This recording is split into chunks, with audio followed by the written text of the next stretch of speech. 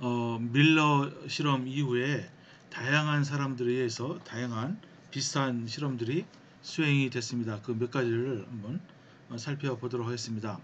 하라다와 폭스란 연구자는 열을 가했습니다. 그러니까 에너지원으로 전기 방전이 아니고 그러니까 열을 가해서 실험을 했습니다.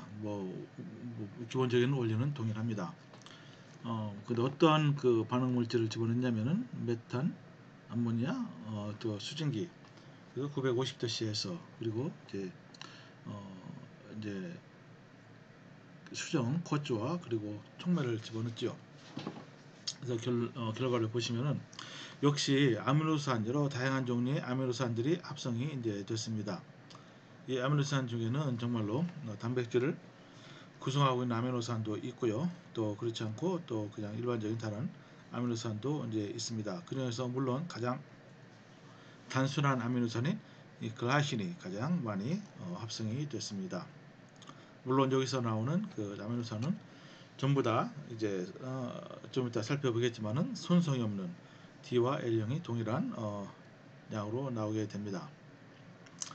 또 이제 에너지원으로서 여기 보시면요, 여기 머큐리 램프를 통해서 UV를 이제 쪼여줍니다. 이런 실험도 진행이 됐습니다. 근데 이거는 한 사람이 아니고 여기서 이제 세 그룹에서 한 것을 이렇게 표로 보여드립니다. 이런 그로스 앤 웨이스 앤 호프라는 사람들은 이제 그 파장대가 이렇게 용수성이니까 이게 UV 영역에 속합니다. 이것도 마찬가지로 이렇게 반응물이 여기 있지요, 그죠? 반응 용기가. 그래서 UV를 쬐어줍니다. 그래서 이런 여러 가지 반응물을 집어넣었을 때 프로덕트로서 이렇게 아미노 애시드가 아미노산이 나오는데 20종류의 아미노산이 모두 나온 건 아닙니다. 또 트레인이라는 사람은 또 비슷하게 했어요. 알라닌 하나를 얻었고 또 이렇게 이런 그룹에서는 또 메탄, 카본, CO, 암모니아, 또 워터. 그래서 이제 여러 종류의 아미노산과 또 다른 물질을 많이 얻었습니다. 근데 이런 종류의 실험들이 계속 진행했습니다. 그러니까 스탠리 밀러 그 자신도 동일한 그런 반응 이제 셋업을 통해서 거기에다가 다양한 물질을 이제 집어넣고 실험을 했죠. 심지어는 어떤 실험까지 했냐면은 이제 핵산을 합성하기 위해서 핵산이 원료가 되는 HCN 같은 것도 집어넣고 실험을 해서 여러 가지 결과를 얻고 그때마다 논문을 발표했는데 이제 그렇다 뿐이죠. 그것이 어떠한 생명의 기원의 증거를 제시하는 것은 절대로 아닙니다. 그래서 이제 화학 진화에 대해서 지금까지 많은 그 리뷰 논문들이 이제 발표가 됐습니다. 그러니까 생명의 기원으로서 화학 진화, 그죠? 제가 조사한 것 중에서 가장 빠른 것은요, 1970년에 이렇게 케미컬 리뷰스라는 이런 영국 왕립학회 저널이죠. 여기 제목이 케미컬 리볼루션 레몬이라는 사람이 발표했고요. 또 이게 2012년에 또 케미컬 소사이티 리뷰, 잠깐만요, 케미컬 리뷰, 케미컬 소사이티 리뷰는 이거는 분명히 영국 저널이고요. 이거는 미국 저널이겠죠. 죄송합니다. 어쨌든 이렇게 계속적으로 2017년에도 그죠? 이런 저널에 발표가 됐습니다. 그러니까 화학 진화에 대해서. 근데 사실 대동소이합니다. 이제 70년에 이제 발표된 것은 이제 지금까지 설명드린 그런 내용이 주를 이루고 있어요. 그리고 여러 가지 다양한 그런 실험을 통해서 어떤 물질들이 합성되느냐, 이제 거기에 주로 초점이 맞춰져 있습니다. 그래서 이제 시간이 갈수록 그 다양한 실험들이 많이 이렇게 수행이 됐습니다. 그래서 2018년에도 이렇게 나왔고요. 또 2019년에도 또 이런 논문이 나왔고, 그리고 가장 최근에 이제 케미컬 리뷰, 이제 미국 화학회에서 나오는 저널인데요. 여기에 이거를 제가 좀 살펴볼까 하는데요. Chemical Evolution and the Origins of Life에서 다양한 이 소주제로 다양한 논문이 발표됐습니다. 여기 그걸 한번 살펴보도록 하겠습니다. 혹시 여러분들이 필요하시면요, 이 논문을 여러분들이 찾아보시면 됩니다. 이제 작년에 6월달에 나온 겁니다. 이게 이제 논문이 몇 개가 있냐면은 요때 볼륨 122개 이슈 이제 11이 전체 완전히 케미컬 에볼루션에 할당이 되어 있습니다. 그래서 첫 번째 논문은 이런 거예요. 프리바이오틱 에스트로케미스트리, 그러니까 뭡니까? 뭐 원시 상태에서의 그런 에스트로케미스트리라는, 그러니까 지구상에서가 아니고 저 지구 밖에서, 그죠? 어떤 그런 물질이 합성이 돼서 어떻게 이제 이게 전달되는가, 뭐 그런 것부터 시작해서 쭉 나와 있습니다. 어떤 연락학적인 고려를 한 것도 있고요. 이제 다양한 주제로 이렇게 케미컬 레볼루션 화학 진화에 관한 내용을 대한 논문이 이제 발표가 됐습니다. 이제 그동안에 이제 시간이 많이 지났기 때문에 상당히 이제 깊이 있는 논문이라고 할 수 있습니다. 근데 이것을 제가 다 읽어본 거 아닙니다. 물론. 근데 이제 이 중에서 제가 하나를 읽어봤는데요. 제가 이제 가장 관심을 갖는 것은 요거 있습니다. 여기 오토 카탈리틱 모델스 for the origin of biological homochirality. 이제 좀 이따 보여드리겠지만은 뭐 우리가 화학 진화가 사람들이 생각하는 만큼 이제 생명의 기원에 대한 증거가 될 수 없다는 뭐 많은 논의가 있어요. 근데 이제 그 중에서 가장 강력한 논의가 뭐냐, 이렇게 잠깐 언급을 했습니다만은, 여러분 아미노산이 두 가지 형태가 있다고 그랬죠, 그죠? D형과 L형이 있는데 실제로 생명체 분자를 이루는 데는 전부 다 L형만 쓰입니다. 그걸 보고 호모카이랄리티라고 해요. 호모카이랄리티, 그러니까 동일 손성이라고 우리가 번역할 수 있겠습니다. 뭐 거의 예외 없이 동일한 손성, 즉 L형만 쓰인다. 반면에 이제 당 있죠, 당, 그죠? 당은 전부 다 D형만 쓰입니다. 그래서 어떻게 화학적으로 합성이 되면은 두 가지 형태가 반반씩 나오게 되는데, 근데 어떻게 이 한쪽 그런 그 손성을 가진 그런 분자가 이용이 되느냐, 이제 거기에 대해서 어떤 모델을 세우고 연구한 사람들이 많이 있습니다. 이것을 한번 제가 좀 이따가 좀 설명을 드리고자 합니다. 그죠? 다른 거 여러분들이 이제 보시기 원하시면은요, 요 논문을 이때 한번 찾아가서 직접 보시기 바랍니다. 여기 보니까 또 리보자임이라고 또 있습니다. 리보자임 케미스트리. 이게 뭡니까? 리보자임은 이게 이제 말하자면은 RNA를 뜻하는 겁니다. RNA. 그러니까 RNA, 이제 여러분 아마 RNA 월드라고 들어보셨을 겁니다. 그죠? 보통 유전 정보가 이제 흘러가는데 DNA에서 RNA, 그리고 단백질로 흘러가죠. 그죠? DNA가 있기 위해서는 단백질의 도움이 필요하고, 단백질이 생성되기 위해서는 DNA 정보가 필요한데, 그러니까 닭이냐 달걀이냐 이제 그 문제가 제기되는데, 몇 년 전에 RNA 월드라는 개념을 이제 창안해서, 그러니까 최초에는 RNA가 있었다. 그 RNA는 효소로서의 특징과 정보 전달로서의 특징을 모두 갖고 있다. 이제 그것을 이제 주장한 사람들에게 노벨상이 이제 주어졌죠. 어쨌든 이제 거기에 해당되는 것이 그 리보자임이 되겠습니다. 그죠? 근데 여기에 대해서는 뭐 제가 잘 알지 못하고 일단 이것은 제가 다루지는 않겠습니다. 그래서 제가 이제 말씀 좀 이따 드리고자 하는 것은 이겁니다. 어떻게 호모카이랄리티가, 그죠? 그 D형과 L형이 동시에 존재하는 데서 이루어질 수 있겠느냐? 그 모델 중에 하나가 오토 카탈리틱 모델이라는 게 있습니다. 이걸 잠깐 소개시켜 드리고자 합니다. 그런데 다양한 그런 화학 진화에 대한 그런 비판이 있을 수 있습니다. 그죠? 여기 보시면은 초기 원시 지구가 환원성이었느냐, 이제 거기에 대한 의문이 있을 수 있고요. 그리고 프리바이오틱 모노머 신테시스, 그죠? 어떻게 이제 아주 단순한 그런 무기물로부터 이렇게 생명 분자의 빌딩 블락이 그죠? 되고 있는 그런 이런 모노머들이 합성될 수 있겠느냐 뭐 그런 문제가 있고요. 프리바이오틱 숲 이게 원시 숲이죠. 그죠? 또는 프리모디알 숲이라고도 이제 합니다. 어떻게 이것이 이제 이 숲에서 많은 사람들이 시나리오를 이제 씁니다. 이런 모노머가 예를 들어서 합성이 됐다 이제 합시다. 그러면은 이것이 농축이 돼야 됩니다. 왜냐하면 이것이 이제 더 고분자로 이게 되기 위해서는 상당히 농축이 돼야 됩니다. 그죠? 예, 그것이 이제 프리바이오틱 숲에서 일어난다고 이제 가정을 하는데 그것이 가능했겠느냐, 그죠? 뭐 그런 비판이 있을 수가 있습니다. 또 프로토셀 원시 세포죠, 그죠? 실제 세포가 되기 그 바로 전 단계의 세포라고 가정 이제 되는 그런 세포를 프로토셀이죠, 그죠? 근데 이 원시 세포가 실제로 그 무생명체와 생명체를 연결하는 그런 다리 역할을 하겠느냐, 이제 그에 대한 의문이 있습니다. 그리고 이제 연력학적인 의문이 또 제기가 되어 왔습니다. 그러니까 그 열린 게 있죠, 열린 게, 즉 에너지와 이 어떤 물질이 자유롭게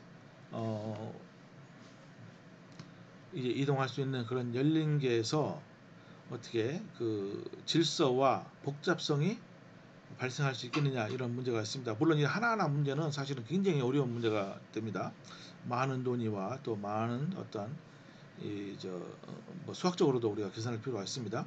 근데 이런 것보다도 이제 이 카일리티 문제가 이제 대두가 됩니다. 그죠? 그래서 손성이죠. 오른손 왼손처럼 또 동일하긴 한데 서로 겹치지는 않는 그런 문제가, 즉 어떤 자연적인 과정으로 이런 카일리티가 이게 이루어질 수가 있겠느냐 이제 그겁니다. 근데 거기에 앞서서 물론 한번 앞부분을 잠깐 살펴보도록 합니다. 지금까지 이제 화학전의 문제점에 대해서 잠깐 말씀드렸는데 여기서 한번 종합적으로 한번 말씀드리고자 합니다. 원시 지구의 대기는 환생이었는가? 아니라 이거죠. 지질학적인 증거에 의하면은 수소, 암모니아, 메탄이 아닌 주로 질소와 이산화탄소, 산소도 상당량 존재했다. 가장 오래된 지층에서도 산화물, 즉 산소가 발견됐다. 그리고 지구의 원시 대기는 성간가스가 아닌 화산 분출가스, 이게 이제 중요하게 대두가 되는 겁니다. 수증기, 이산화탄소, 질소, 금이랑 수소가 화산 분출가스의 대부분을 이루고 있죠. 또 원시 대기의 주요 성분이 수증기였다면 광분해에 의해 상당한 양의 산소가 생성되었을 것이다. 그죠? 예. 수증기가 이제 굉장히 짧은 파장에, 그러니까 UV 그런 자외선, 그런 자외선이 받으면은 광분해가 일어나서 이제 산소가 이제 생성될 수가 이제 있겠죠. 그죠? 그러면은 앞에서 말하는 그런 시나리오, 그죠? 환원성 대기에서의 그런 유기 합성의 시나리오는 전부 다 이제 무너지게 됩니다. 근데 이제 중요한 것은 말이죠. 원시 지구의 대기가 환원성이라는 것은 화학 진화를 주장하기 위해서는 반드시 필요한 과정이다. 그죠? 이게 어떤 증거가 있어서 이렇게 주장이 된 것이 아니고 이렇게 될 수밖에 없다 이겁니다. 그죠? 산화성이면은 모든 물질들이 다 산화돼서 파괴됩니다. 그 산소가 없으면, 그죠? 근데 이제 이것도 말이죠. 또 어떤 딜레마에 이제 봉착을 하게 되는데요.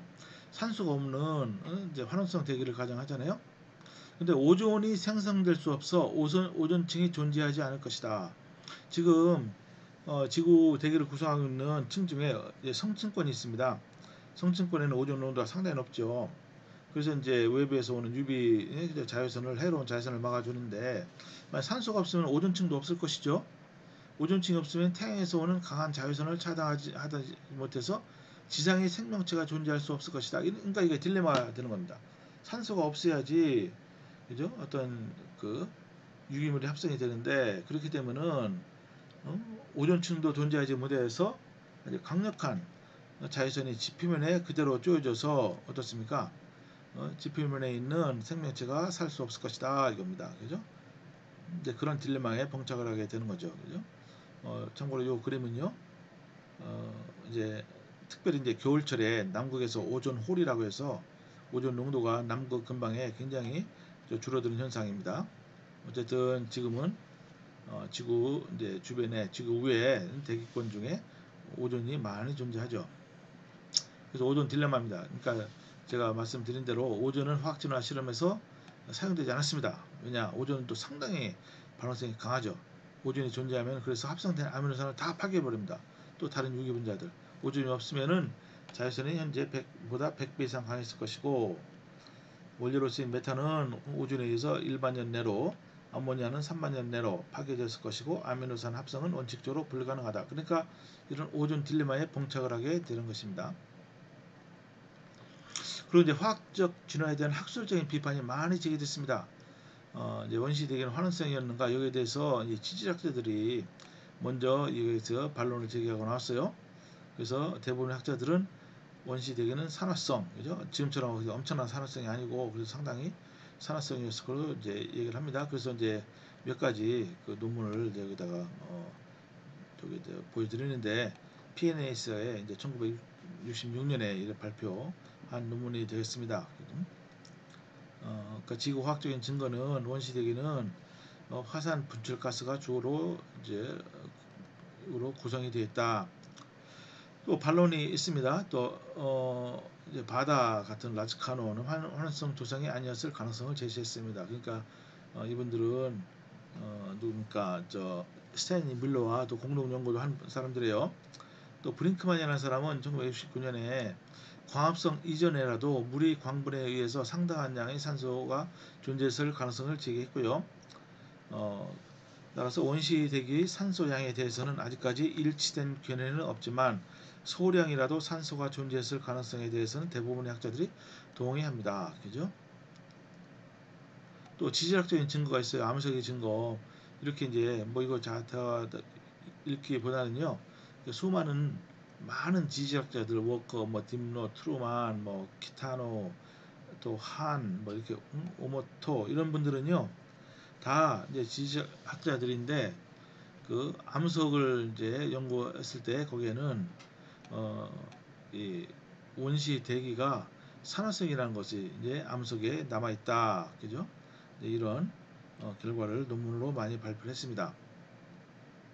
또 기타 반론이 있죠. 생화학적인 증거가 있습니다. 이렇게 이제 이렇게 뭐죠, 그냥 읽어보겠습니다. 롬스덴 등은 살아있는 세포가 산소의 파괴적인 효과로부터 자신을 보호하기 위해 사용하는 효소, 이게 이제 수퍼록사이드 디스뮤테이지라고 해요.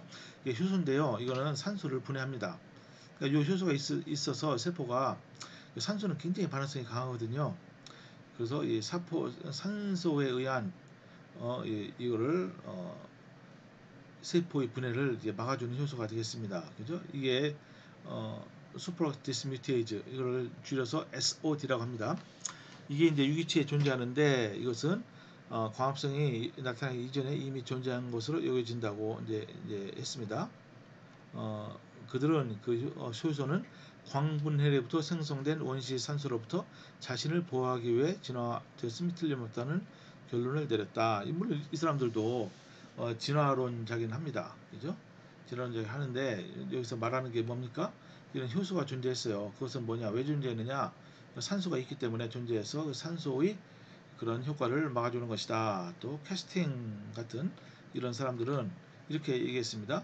화산 기체에는 메탄과 암모니아가 없으며 원시대기는 이산화탄소와 질소를 주성분을 하고 일산화탄소, 수소, 환원되는 황을 포함하는 기체가 약간 들어있는 약하게 환원된 상태라고 주장했습니다. 그죠? 이런 상태에서 이제 생명체가 이제 기원했을 것이다, 이렇게 얘기해요. 그러니까 강환원성이 아니죠. 그죠? 약환원성이다, 이렇게 또 주장을 했습니다. 또 그래서 이런 또 시도도 많이 했어요. 사람들이 비환원성 조건이나 산소의 존재하에서 아미노산을 합성하려는 시도가 많이 있었습니다. 아, 좋다. 그럼 환원성을 우리가 제외하고 비환원성 조건에서, 그죠? 또는 산소가 있는 상태에서 한번 아미노산의 합성이 되게 그래도 되지 않을까, 이제 그런 시도, 그죠? 그러니까 무슨 얘기입니까? 강한 환원 기체인 메탄이나 암모니아 대신 이산화탄소, 질소, 수증기 혼합가스에 외부에서 에너지를 가하여 유기물을 합성하는 시도가 또 이루어졌어요. 왜 그러니까 여러분 아시다시피 이산화탄소, 질소, 수증기는요 무지무지 안정한 물질입니다. 그죠? 이것들은 환원성이 절대로 아니죠. 그죠? 어쨌든 이런 물질을 통해서, 이런 물질은 아미노산을 구성하고 있는 원소는 뭐죠? C 탄소, 수소, 산소가 주로 있죠. 그죠? 물론 질소도 있고. 그리고 이제 거기에는 또 물론 가끔 황도 있습니다만 일단 황은 제외하고 그렇게 이제 각각의 원소가 포함한 안정한 물질, 그죠? 이런 성분으로부터 여기에 외부에서 에너지를 가해서 한번 아미노산을 만들 수 있지 않을까? 이제 그죠? 그런 약간 황당한 그런 가정을 하고 실험을 했습니다. 그래서 폭스 같은 사람, 이게 시드니 폭스죠. 그래서 근데 이런 물질을 반응물로 해서 아무리 실험을 해도 안 돼요. 어떤 아미노산도 생성하지 못했습니다. 그죠? 근데 홀랜드란 사람도 이게 아주 이게 뭡니까 실험을 했지만은 너무너무 미약한 결과를 얻었고요. 이산화탄소, 질소, 수증기 혼합물로부터는 어떠한 아미노산도 생성되지 않았다. 근데 스탠리 밀러도 또 동일한 생각을 하고 실험을 했습니다. 메탄 대신 일산화탄소, 이산화탄소를 반응물로 이용하면 수소가 존재하는 경우 전기방전으로 가장 단순한 아미노산인 글라이신을 합성했다. 그러나 글라이신밖에 없어요. 가장 단순한. 그죠? 이제 이것도 논문에 여기 보고를 했습니다. 여기 저널 오브 몰레큘러 에볼루션이라는 데 보고를 했어요. 그죠? 그러니까 아미노산이 합성이 되긴 돼도 가장 단순한 글라이신밖에 없고 그리고 이제 보시면 알겠지만요. 엄청난 그 고전압을 코로나 방전을 이용해야 돼요. 헤니기라는 사람이 그런 시도를 했습니다. 이산화탄소, 질소, 수증기 혼합물 그죠? 생성된 그래서 이제 코로나 방전이니까요. 어마어마한 이 저기 전압을 건 겁니다. 어떤 아미노산을 얻었느냐? 알지닌, 라이신을 비롯해서 8종류의 아미노산을 얻었어요. 근데 고체 상태로 얻었다고 합니다. 분석하기 위해서는 6몰락, 굉장히 진한 염산용액을 이용해서 분석을 했고요. 근데 아미노산은 이제 방전이니까 한쪽 플러스 한쪽 마이너스일 거 아닙니까? 마이너스로 하전된 전극 표면에서만 생성되고 표면에 이제 이렇게 고체로 달라붙었던가 봐요. 전극이 매우 중요한 역할을 한다. 근데 자연계에는 음으로 하정된 전극이 없고 코로나 방전이 일어날 방전과는 더욱 존재하지 않는다. 이게 이제 어거지로 시킨 겁니다. 진짜 어거지로 시킨 거예요. 이렇게 해서 어거지로 아미노산 몇 종류를 이제 얻었다 이겁니다. 근데 이제 무엇보다도 우리가 가만히 보면은 이런 결론을 내릴 수 있어요. 원시 지구의 대기가 환원성이라는 주장은 화학적 진화를 주장하기 위해선 반드시 필요한 과정이죠. 밀러도 이렇게 고백했어요. 생물학적으로 관심이 있는 화합물질의 합성은 환원성 조건에서만 가능하기 때문에 우리는 지구의 대기가 환원성이었던 때가 있었을 것으로 믿으며 그게 희망사항인 거죠. 그죠? 왜냐하면 그렇게 이 스토리가 그렇게 전개될 수밖에 없던 겁니다. 약간의 지질학적 및 지구 물리학적 증거들이 실제로 그랬을 가능성을 암시하기도 한다. 그러나 결정적인 증거는 하나도 없다. 그래서 밀러는 제가 이번에 평생의 업적은 정말로 여기에 팍 이게 꽂혔어요. 필이. 그죠? 그러니까 이제 1953년 약관의 23살의 나이에 아주 대대적인 아주 정말로 성공을 했습니다. 그래서 이제 샌디에고 거기에 대학교 주립대학이죠. 캘리포니아 주립대학의 교수를 평생 은퇴할 때까지 이제 했지만은 하고 이분이 평생 연구한 것이 이거예요. 동일한 장치를 가지고 비슷한 종류의 실험을 계속했습니다. 그래서 이제 결과를 얻을 때 뭐 논문도 쓰고 이제 그랬죠. 그렇지만은 결론은 난 아무것도 모르겠다는 거예요. 이분은 생명의 기원에 대해서 나는 모르겠다. 그래서 제가 존경하는 이유가 뭐 물론 제 개인적인 의견입니다만은 정직해요. 그죠? 마치 자기가 평생 연구했기 때문에 자기 연구가 뭐랄까요 부정되지 않기 위해서는 자기 연구에 대해서 어떠한 과도한 어떠한 의미 비호를 할 수도 있었겠지만은 이분은 모른다고 했어요. 나는 모른다. 그죠? 그래서 안타깝죠, 사실은. 그죠? 그나마 이제 정직해서 이제 그러면은 존경할 만합니다. 아주 총명하고 그렇게 똑똑하고 실험도 잘한 이분이 잘 되지도 않는 어떻게 보면 저희들이 이렇게 생각할 때 어, 실패할 수밖에 없는 실험에 매달린 겁니다. 그죠? 그러니까 아쉽죠. 이분이 다른 분야를 연구했으면 아주 위대한 업적을 이뤘을지도 모르죠. 그죠? 어쨌든 밀러는 이렇게 고백을 했어요. 또 워커라는 사람은 이렇게 얘기했습니다. 원시대기 조성에 대한 가장 강력한 증거는 생명의 기원에 대한 조건에 의해 주어진다. 환원성 대기는 반드시 필요한 요구 조건이다. 그러니까 생명이 지금 지구상에 많이 존재하고 있지 않느냐. 그래서 생명이 존재하는데 어떻게 존재하는지 설명하기 위해서는 화학진화밖에 없다. 화학진화는 원시대기가 환원성이야 된다는 것을 그거를 암시한다. 그겁니다. 그죠? 그러니까 이제 자기 주장, 생물 진화, 생명의 기원 이걸 주장하기 위해서는 반드시 필요할 수밖에 없다는 겁니다. 또 폭스 같은 사람도 이렇게 얘기했어요. 지구의 원시 대기가 초기 단계에 상당량의 산소를 포함하지 않았다고 광범위하게 믿어지는 주된 이유는 연구실에서 행해지는 실험이 현재의 모델에 의해 설명되는 바 화학 진화는 산소가 있으면 방해를 받는다는 걸 보여주기 때문이다. 그죠? 왜냐하면 산소가 있으면 안 되기 때문에 어쩔 수 없이 없다는 조건을 내세워야 된다. 이제 그런 겁니다.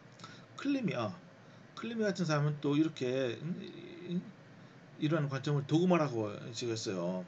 도그마. 도그마가 뭔지 알죠? 도그마 하면은 진짜로 이저 종교에서는 이거는 절대로 타협할 수 없는 어떠한 신조를 뜻합니다. 그죠? 이렇게 얘기했습니다. 과거 50년 이상 동안 상상과 실험의 초기 지구는 비산소성이며 환원성일 가능성이 있다는 생각에 기름을 부었다. 왜냐하면 그렇지 않으면 모든 게 다 무너지니까. 그죠? 이제 이러한 생각은 생명의 기원에 대한 논의와 결탁이 된 것입니다. 그죠? 그러니까 지질학적 증거는 이러한 생각을 뒷받침하도록 예정되었고 우아한 모델도 뭐 생겨났습니다. 등등등등. 그래서 이제 이게 이제 도마의 수준으로 이게 끌어올려졌다는 겁니다. 원시대기가 환원성이라는 것은. 근데 이제 그 도마가 틀린 거죠. 그죠? 또 토우의 결론이 이 사람은 또 이렇게 결론을 했어요. 1996년에 그죠? 앞서 논의된 14가지 증거는 있는데 이 논문을 읽어보는 뭐 여러 가지 증거를 댔습니다. 전체적으로 살펴보았을 때 초기 지구는 현재 대기 수준의 1 내지 2% 정도 양에 해당하는 자유산소를 포함하는 대기를 지났을 가능성이 매우 크다는 결론과 일치한다. 초기 지구에 대한 전 지구적인 비산소성 대기를 요구하는 증거는 기껏해야 미약할 뿐이다. 또 라나 있습니다. 라나라는 사람은 밀러 유래의 실험은 역사적인 가치는 있을지 몰라도 과학적인 중요성은 없는 것으로 판단하고 있다. 그죠? 이게 이제 비극적인 얘기죠. 아직까지도 이 웹사이트가 유용한지는 모르겠습니다. 한번 찾아보시면 좋을 것 같아요. 근데 산소가 있을 경우는 어떠냐? 화합물은 빠르게 분해되었을 것이다. 오파닌도 이렇게 얘기했어요. 무엇보다도 우리는 오존 차단막과 매우 산화적인 조건을 지닌 현재의 대기는 기체 상태의 모사 실험에 대한 적합한 지침이 아니라고 본다. 왜 그렇죠? 산소가 있으면은 산화시키기 때문에, 즉 물질을 파괴시키기 때문에 그렇습니다. 밀러는 또 이렇게 얘기했어요. 생물학적으로 흥미있는 화합물의 합성은 단지 환원적 조건, 그죠? 하에서만 일어난다, 그죠? 그리고 히칭이라는 사람이 이렇게 얘기했어요. 공기에 산소가 있으면 첫 아미노산은 결코 시작되지 못했을 것이다, 그죠? 산소가 없었다면 아미노산은 우주선에 의해 씻겨버렸을 것이다. 이렇게 분해되고 합성도 안 되고 이제 분해될 것이다. 이런 것입니다. 자, 그래서 이제 한번 세 번째, 자발적으로 복잡한 유기물의 생성이 가능한가? 이미 지금까지 논의를 통해서도 말이죠. 화학적인 방법으로 아미노산이 합성이 됐다 할지라도, 그죠? 그것이 이제 그 자체만 그게 가능하다 할지라도 실제로 원시 지구 대기의 조건이 특별히 그런 지구 대기가 환원성이 사실은 있었을 가능성이 굉장히 적다. 이제 그런 내용을 많이 살펴봤습니다. 그런데 예를 들어서 두 번째로서 정말 유기물이 합성이 됐다 이제 치자 이겁니다. 그러면은 아미노산의 합성 이제 예를 들면은 돼도 거기서 끝나는 것이 아니고 단백질이 만들어야 돼요. 아미노산이 연결된 것이 단백질이죠. 그러니까 복잡한 유기물이 생성이 가능한가 이겁니다. 그죠? 여기 아미노산이 있어요. 그러니까 요게 요 밑부분이 메탄, 물, 이산화탄소, 암모니아 이런 것들이 모여서 아미노산을 이뤘다고 치자 이겁니다. 그러면 이게 단백질로 갈 가능성이 있느냐 아니면 분해될 각각으로 분해돼야 될 것이냐 이제 그게 문제가 되는 거죠. 그죠? 그래서 이제 여기서 한번 그림을 보시면은 이게 이제 고등학교 교과서에서 따온 겁니다. 잘 보십시오. 아미노산이 서로 연결하는 반응을 축합 반응이라고 합니다. 축합 반응, 컨덴세이션 리액션, 그죠? 그러니까 뭡니까? 한쪽 아미노산에서 이저 OH가 떨어져 나오고 또 여기 한쪽 다른 아미노산에서 이제 수소가 이제 떨어져 나와서 전체적으로 물이 떨어져 나오면서 두 개의 아미노산이 결합을 합니다. 이런 결합을 펩타이드 결합이라고 합니다. 그죠? 이렇게. 그래서 이렇게 쭉 아미노산이 쭉 일직선으로 연결이 돼야 돼요. 근데 평균적으로 하나의 단백질에는 몇 개의 아미노산이 있냐면 한 100개 정도가 있습니다. 그죠? 그래서 결합이 이렇게 한 100개 정도가 이루어져야 되는 것이죠. 그죠? 그것이 이제 축합 반응이고 단백질이 이루어져야지 이게 이제 어떤 기능을 하게 되거든요. 근데 잘 보십시오. 여기 이제 이렇게 결합하는 것이 유리할지 아니면 결합하는 것이 오히려 물이 들어가서 이게 다시 분해되는 것이 유리할지 잘 보십시오. 그래서 이제 이렇게 단순한 물질이 결합하는 것을 우리가 중합이라고 합니다. 그래서 쭉 아미노산이 연결되는 반응을 중합이라고 해요. 근데 중합에 여기 문제가 있습니다. 아미노산이 자발적으로 결합하여 단백질을 이루는 것은 불가능하다. 왜냐? 몇 가지 이유가 이제 있습니다. 아미노산은 정확한 순서로 결합되어야 합니다. 그죠? 예를 들어서 100개의 아미노산이 하나의 단백질을 이룬다고 보세요. 근데 이제 실제로 단백질을 우리가 생체 내의 그런 단백질은 20종류의 아미노산으로부터만 이루어집니다. 근데 아미노산이 다 있다고 해서 다 단백질이 될 수 있는 게 아니고 순서가 정확해야 됩니다. 그죠? 그리고 합성된 단백질들은 세포의 정확한 위치에 정확한 방향성을 가지고 노예사 기능을 발휘하고요. 확률적으로도 연력학적으로도 이러한 과정은 거의 불가능하다. 그래서 월드라는 사람이 이렇게 이제 얘기를 했어요. 평형점은 분해 쪽으로 상당히 치우쳐 있다는 것이다. 이것은 자발적 분해, 그죠? 가 자발적 합성보다 훨씬 빨리 일어난다. 더 잘 일어난다 이겁니다. 그러니까 아미노산이 쭉 연결돼서 단백질이 되는 거하고 합성된 단백질이 분해되는 거하고 뭐가 훨씬 유리하냐? 단백질이 분해가 훨씬 유리하다는 겁니다. 그러니까 아미노산이 합성이 돼도 단백질을 이루는 것은 불가능하다. 풀이라는 사람이 이렇게 얘기했어요. 이러한 논의로부터 얻은 결론은 그것이 생명체의 자발적 발생 이론에 정말로 치명적일지도 모른다는 가장 심각한 장애 요인을 나타낸다. 첫째로 연력학적 계산에 의하면 가장 간단한 유기화합물이라도 보이지 않을 정도로 낮은 농도밖에는 생산이 안 된다. 둘째로 그런 화합물을 합성하기 위해 요구된 반응들이 화합물을 분해하는데 훨씬 더 효과적이다. 그죠? 그러니까 합성이 안 된다는 겁니다. 한마디로. 그죠? 돼도 분해하는 것이 분해가 되지 계속적으로 합성이 안 된다는 거예요.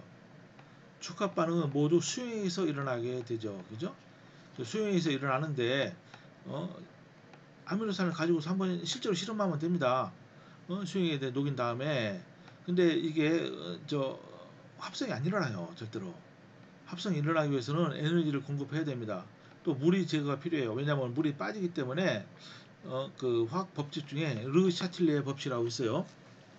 반응이 계속 일어나기 위해서는 어떤 조치가 필요한데 계속 그 생성물을 제거해 줘야 됩니다. 그러니까 물이 이게 이제 사이드 프로덕트로 부산물로 생성이 되기 때문에 계속 그 시스템에서 물을 제거해 줘야지 아미노산이 단백질이 계속 합성이 가능하다. 그런 이런 기작이 과연 자연적으로 제공될 수 있는가? 그렇지 못하다는 겁니다. 그리고 오리라는 사람은 이렇게 얘기했어요. 무기물 표면에서 촉각 반응이 일어나 수십 개의 단량체가 결합된 고분자가 형성될 수 있음을 보여주었습니다. 그죠? 근데 무슨 얘기냐?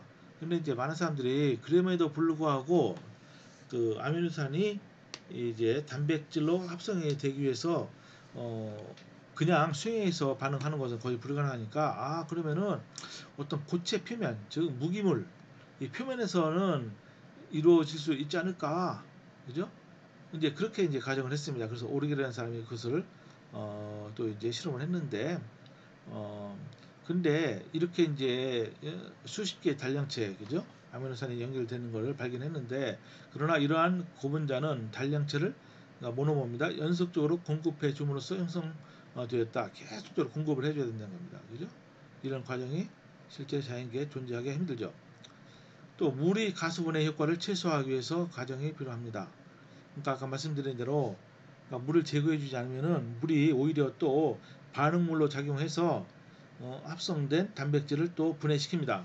그래서 물을 제거하든지 아니면은 탈수제가 있어서 물의 효과를 막아주면 되는데 자연적인 탈수제, 그러니까 시안아미드, 시안산, 시아노겐, 시아노아스틸렌 같은 이런 것들이 물을 제거하는 효과가 있는데 과연 이런 것이 그때 존재해서 그죠? 탈수의 효과를 이제 주겠느냐 이제 굉장히 의심스럽다는 거죠, 그죠? 근데 오로란 사람이 그럼에도 불구하고 실험을 했어요. 사이안아미드를 탈수제로 해서 펩타이드를 합성했습니다. 이게 또 뭐 논문에 발표됐다고 하는데 엄격히 조절된 조건에서 아미노산 2개 내지 4개가 결합된 펩타이드를 합성했습니다. 그죠? 근데 실제 단백질은 아미노산 한 100개 정도 되잖아요.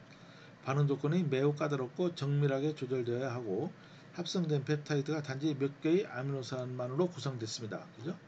그러니까 이게 실험실에서 아주 엄격한 조건에서 요 실험이 됐다 해도 실제로 단백질로 보기에는 합성될 수는 없는 것이죠. 그죠?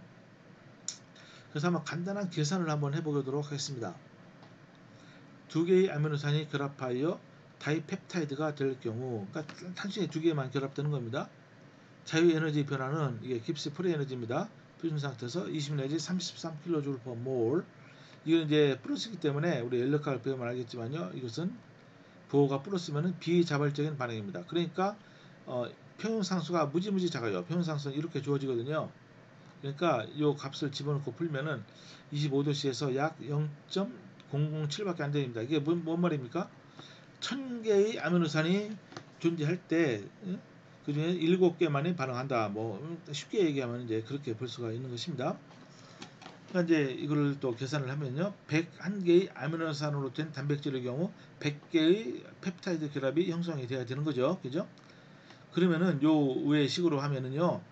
이 단백질이 합성된 단백질의 농도가 3.2 곱하기 10에 많아서 216승 몰라 정도 된다. 이거는 불가능합니다. 이거는 전혀 말이 안 되는 그렇게 낮은 수죠. 뭐 제로라고 해도 맞습니다. 단백질은 생성되지 않고 오히려 파괴된다. 물이 존재하면 이 현상은 더욱 심해진다. 물에 의해서 분해되는 효과를 그런 성질 현상을 가수분해라고 하는데 물이 존재 이제 할 수밖에 없는 거죠. 그러니까 단백질 합성이 안 된다는 거예요. 단백질이 생성되기 위해서는 물의 농도가 극도로 낮아야 된다. 그러니까 앞서 말씀드린 대로 무슨 탈수제를 쓰거나 물을 계속적으로 제거해야 됩니다.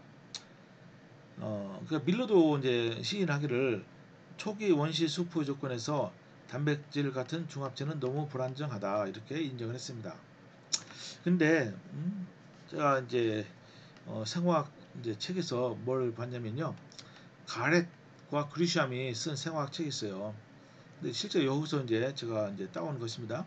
단백질 합성에 관한 수학적인 계산을 했습니다. 필요하시면 이걸 한번 참고해 보시면 됩니다. 즉, 단 하나의 단백질을 합성하기 위해서도 거의 무한대의 아미노산이 필요하다. 예를 들어서 100개의 아미노산으로도 구성된 단백질의 경우 봅시다. 가능한 조합의 수는 아미노산은 20종류니까 20에 100승이 되겠죠. 그건 약 10에 130승이 됩니다. 이만큼의 확률이 가지수가 있고요.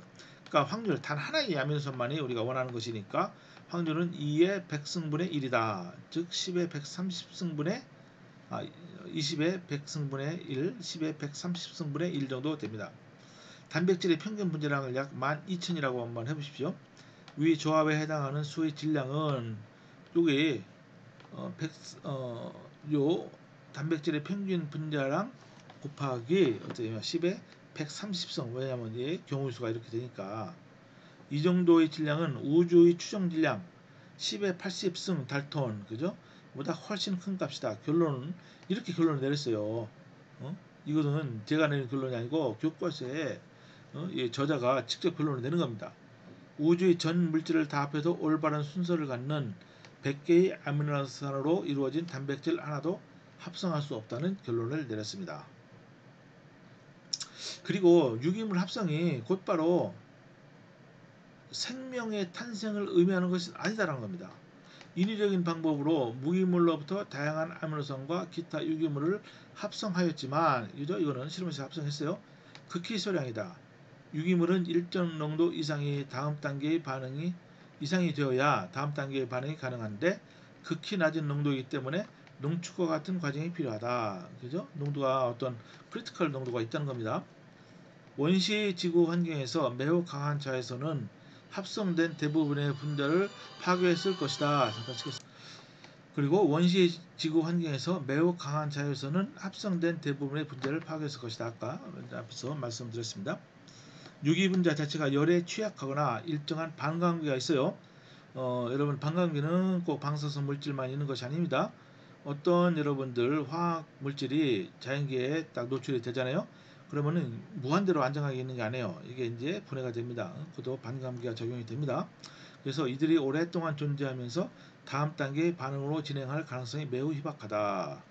100도씨가 돼서 100도씨에서의 반감기, 예를 들어 아데닌, 구아닌, 이게 뭡니까? 이게 핵산 일종이죠. DNA를 구성하고 있는 핵산인데, 이거는 100도씨에서는 반감기가 약 1년입니다. 상당히 짧아요. 여러분, 이제 지구의 그런 진화론자들이 얘기하는 지구의 나이를 이제 생각해 봤을 때, 유라실은 12년, 이거는 이제 RNA에 있는 거죠. 시토신, 그죠? 이거는 뭡니까? 19일밖에 안 됩니다. 그죠? 그러니까 반감기가 너무 짧다는 거예요. 그러니까 이게 자연계에서 존재해서 계속 안정되게 유지돼야지 오랜 시간에 걸쳐서 합성이 되는데, 이게 불가능하다. 이 염기들이 합성이 된다 하여도 이러한 짧은 반감기로는 뉴클레오시드나 뉴클레오티드가 합성이 될 수 없다 이겁니다. 이러한 사실을 인정하면서 밀러는 어떻게 합니까? 온도가 너무 높으면 안 돼. 왜 여기 100도씨 상당히 높은 온도를 가정했냐면은, 이제 화산 근처에서 아니면은 저기 바다 열시구에서 온도가 높은 데서 합성이 되지 않을까. 그러니까 이제 이렇게 이제 높은 온도를 가정한 거예요.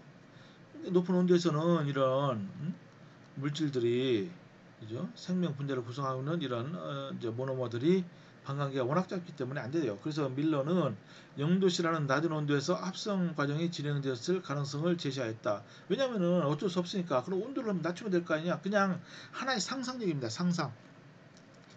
이 온도에서의 반감기가 대폭 증가하기 때문이다. 그럼에도 불구하고 시토신 19일인데 반감기가 17,000 정도로 왕창 늘어났어요. 온도를 낮추니까. 그렇지만은 실제로 이게 오랜 시간을 걸쳐서 합성 이제 됐다고 했을 때 이거 역시 너무 짧은 기간이라는 거죠. 그죠? 진화론적인 역사에 비교하면. 밀러의 대담한 주장이 또 있습니다. 논문을 읽다 보면 이런 주장을 했어요. 초기 유전정보는 구안인과 시토신의 짝이 사용되지 않는 이게 이제 원래는 이제 여러분들 유전 물질을 구성하는 염기는 네 종류죠. 그죠? ATGC, 아데닌, 티민, 구아닌, 시토신, 그죠? 그 대신에 이제 어, 어, 이제 RNA는 이제 유라실이 이제 들어가죠.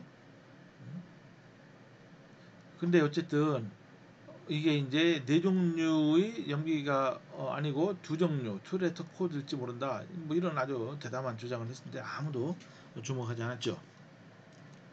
자, 여기서 일단 멈추도록 하겠습니다.